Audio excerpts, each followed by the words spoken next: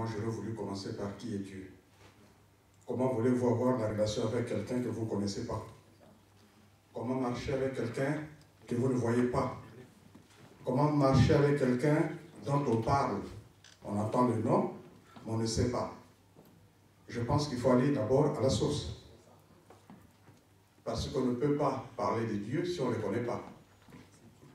Comment, à plus forte raison, craindre Dieu si on ne le voit pas? Je pense qu'il y a des passages bibliques. Je ne sais pas s'il faut peut-être laisser le temps pour que cette question-là soit répondue ou que j'explique moi-même. Je parle à l'Assemblée. Parce que la Bible nous dit au départ que Dieu, un jour, il s'est levé, il a décidé. On dit que son esprit se mouvait sur les eaux et il a pris une décision de pouvoir séparer les eaux de la terre. Et ce jour-là qu'il a commencé à créer le monde que nous vivons, que le monde que nous connaissons, que nous traversons. Mais ce Dieu, c'est un Dieu qui n'a ni début ni fin. Pourquoi? Je vais vous dire cela tout simplement parce que quand il a commencé à créer, il a dit que le jour soit, pardon, que la lumière soit, et la lumière est venue. Quelque chose qui n'existe pas n'a pas de nom. Or, il l'a appelé lumière. S'il l'a appelé lumière, c'est parce que lui, il avait déjà avec, il vivait avec, et où? C'est dans l'éternité. Parce que Dieu n'est pas, on ne peut pas le définir. Mais on voit les travaux de Dieu, les réalisations de Dieu. C'est pour cette raison que c'est Dieu qui a donné la vie à toute chose. C'est déjà une raison principale pour avoir la crainte. Parce que celui qui donne une vie de quelque chose qui n'existe pas a aussi les capacités de les retirer. Il n'y a aucun être humain ici-bas semblable à lui, qui peut faire comme lui. Parce que Dieu a créé. Alors que ce que nous faisons, comme les hommes partout, nous ne faisons que construire ou fabriquer. C'est-à-dire à l'image de ce que Dieu a créé. Vous voyez quand vous voyez des avions en l'air, voler, ça ne vous dit pas que les oiseaux ont été les premiers à être créés?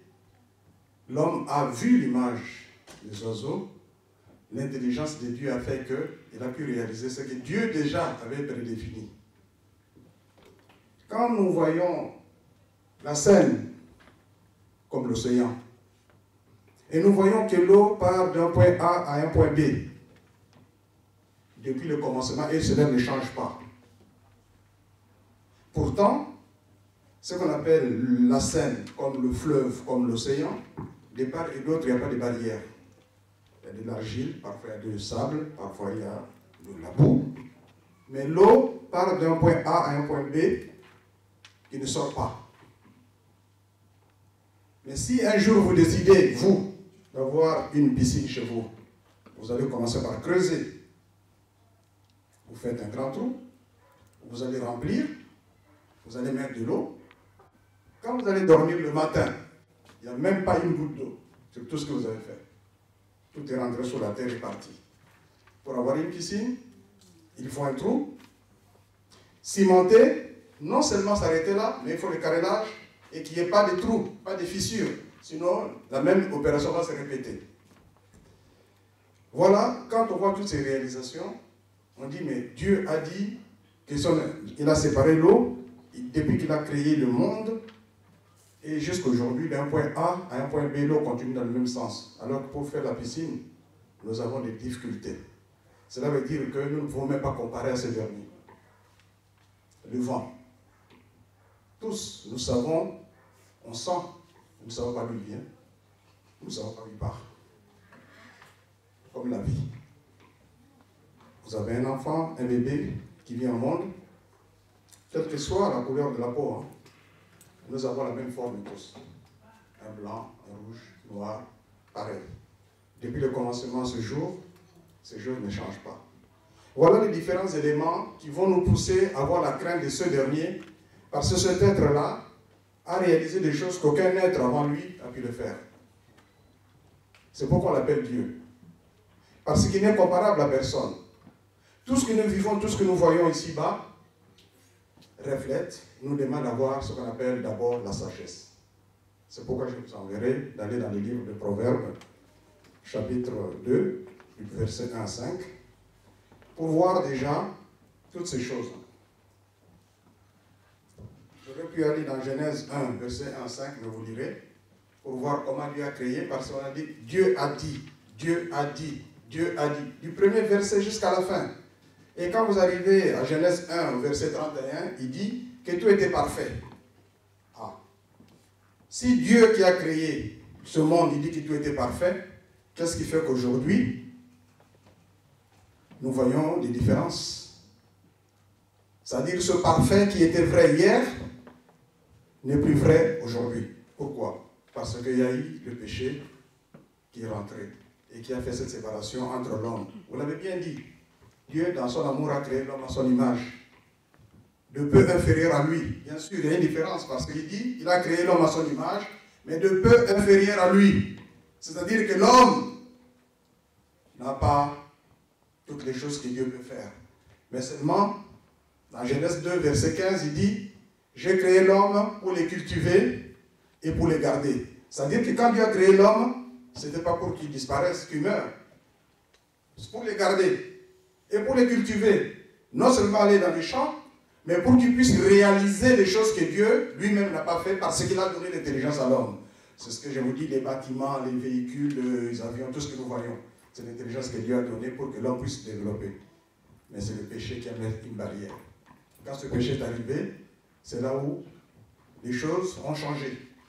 C'est-à-dire pour obtenir facilement, ça devient très difficile. Mais seulement, c'est Dieu-là dont on veut parler, qui est le Créateur.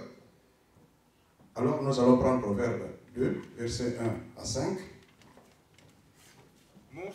Mon fils, si tu reçois mes paroles, si tu reçois mes paroles, et si tu gardes avec toi mes préceptes, et si tu gardes avec toi mes préceptes, si tu rends ton oreille attentive à la sagesse, si tu rends ton oreille attentive à la sagesse, et si tu inclines ton cœur à l'intelligence, et si tu inclines ton cœur à l'intelligence, oui, si tu appelles la sagesse, oui, si tu appelles la sagesse, et si tu élèves ta voix vers l'intelligence, oui, si tu la cherches comme l'argent, oui, si tu la poursuis comme un trésor, oui, alors tu comprendras la crainte de l'Éternel. Ah, voilà la réponse.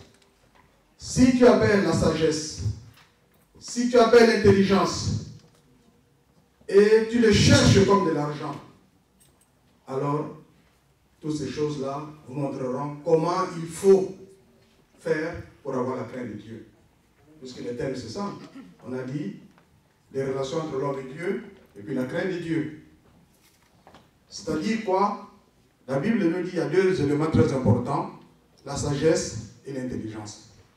Tout à l'heure, papa, en ouverture, il a dit, vous avez l'opportunité de pouvoir tout faire pour faire avancer l'œuvre de Dieu. Mais pour y arriver, il y a Dieu certainement. Parce que pour avancer, quand je parle de Dieu, il a tout légué à son Fils Jésus. Mais seulement, si nous n'avons pas la sagesse de savoir comment vivre entre nous, de savoir observer, de savoir partager, il sera difficile. Parce que la mission ne sera pas facile. Je vous ai dit qu'il y a quelque chose qui a changé quand le péché est arrivé. Mais qui est l'auteur de ce péché? C'est Satan. Donc ça veut dire que même sur la voie dont nous sommes, il sera là pour vous perturber. C'est pourquoi il faut avoir la sagesse, l'intelligence et j'ajoute le discernement pour savoir comment marcher. Parce qu'une seule personne ne réussira pas. Mais c'est l'ensemble, tout le monde. Or, nous sommes nés des parents différents, des caractères différents, de la conception différente. Et comment nous pouvons vivre ensemble? C'est là qu'il faut faire appel à la sagesse, qu'il faut faire appel à l'intelligence. C'est comme cela, ces deux éléments-là, chaque fois que nous allons marcher, nous allons avancer, nous aurons la crainte de Dieu. Amen. Amen. Nous saurons que c'est Dieu-là qui a donné la vie, qui a défini les choses, qui a défini les modalités. Nous ne pouvons rien faire sans lui. Et quand il parle, quand il a donné les commandements, il faut qu'on accepte ces commandements, qu'on marche dans ces commandements. Sinon, nous ne pouvons pas réussir, ce serait éphémère. Tu reçois le matin et tu perds le soir. Mais si tu marches avec Dieu, ce serait éternel. Que Dieu soit avec nous. Amen.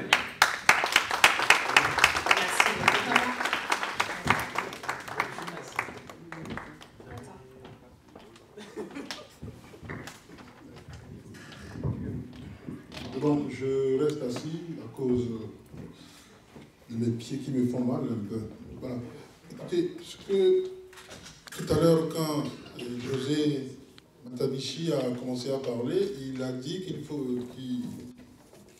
définir Dieu. Il a donné une belle définition de Dieu. Moi, j'en ai une autre.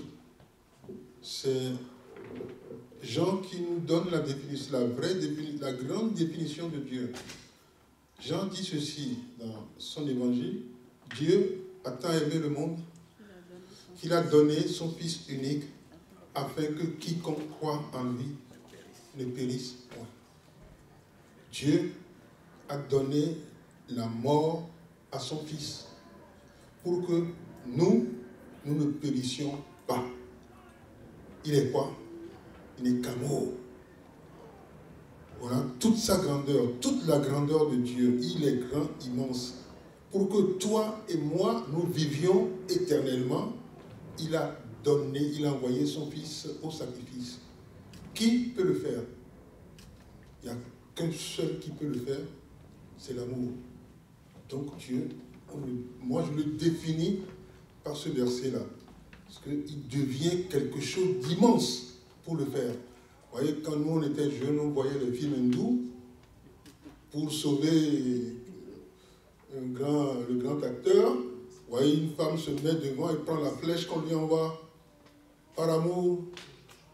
Ça se passe dans les films, mais avec le Christ, c'est la réalité. Voilà une définition de Dieu. Et puis, Moïse aussi, tout à l'heure, quand il a commencé, j'ai dit à le jeune homme à côté, voilà, il est en train de dire ce que j'allais dire. Si nous voulons parler de nos relations avec Dieu, la raison pour laquelle nous entretenons une relation avec Dieu, c'est simple. Si le péché n'avait pas existé, il ne serait pas question de relation avec Dieu. Parce qu'au commencement, quand Dieu a créé l'homme, c'est lui qui descendait du ciel vers l'homme pour parler avec lui. C'est bien ça. Puisqu'un jour il a dit, Adam, où es-tu? Il est descendu. Donc, les relations, c'est lui qui l'avait créé. Et maintenant, Hélène nous a posé, nous a dit, pourquoi développer une relation avec Dieu? Elle existait. Et ce n'est pas nous qui l'avions créée. C'est lui-même. Il a fait un jardin d'Éden. Il les a mis dedans. Il a tout fait pour eux. Et c'est lui qui descend maintenant. Je me suis posé la question de savoir pourquoi Dieu, puisqu'ils étaient sans péché, il pouvait aller devant sa face. Qu'il la fasse monter. Il pouvait les faire monter pour pouvoir parler avec eux et les faire descendre. Mais non, c'est lui qui descend vers eux. Et patatras, qu'est-ce qui s'est passé? Satan s'est emparé de notre père Adam et de notre mère à elle. Le péché est intervenu. Là, Dieu les a chassés. Et maintenant, c'est nous qui cherchons maintenant à être en relation avec lui. Il s'était détourné de nous. Nous avons tout fait. Nous n'avons pas réussi. Et c'est encore lui qui est revenu. La relation avec Dieu, c'est toujours à la fin le point de départ. Le point de départ, c'est Dieu. Dieu vers nous. C'était ça au début. Le péché nous a éloignés de lui. Et c'est lui qui nous a rapprochés de lui. Et c'est ce que Moïse avait dit aussi à la fin, que par Jésus-Christ maintenant, la relation qui existait avant entre Dieu et le couple Adam-Ève, cette relation est rétablie maintenant avec le Christ. Mais il y a une petite nuance, tout simplement. Avant, c'était le couple. C'était l'ensemble de l'humanité, si vous voulez, qui était très proche de Dieu. Mais aujourd'hui, l'humanité est divisée en deux parties. Une partie, donc, que représentent les chrétiens, par le biais du Christ. Ce groupe-là de chrétiens se trouve avec Dieu. Parce que le Christ nous a dit ceci. Il suffit de croire en moi pour que vous héritiez. Il n'a pas posé d'autres conditions. Il n'a pas dit autre chose. Il n'a plus dit ne péchez pas, ne faites pas ceci. Parce que ça a été dit avant. Il dit le jour vient où je mettrai la loi dans leur cœur. Ils seront mes enfants, je serai leur Dieu. Ça veut dire que c'est Dieu qui a dit ça. Hein? Donc il a réalisé par le Christ. Il a réalisé par le Christ. Donc, la relation de péché entre Dieu et nous, c'est terminé. Le Christ est là, maintenant. Et quand on est en relation avec lui, c'est fini. Parce que développer une relation avec Dieu, c'est préparer sa place dans le royaume des cieux. C'est juste se rapprocher de lui. Le moyen, c'est encore plus facile maintenant. Nous avons tout à notre disposition par le Christ. Voilà, c'est tout ce que je voulais vous dire, que le retour vers Dieu, c'est Christ qui l'a établi, et définitivement pour nous. Voilà, merci.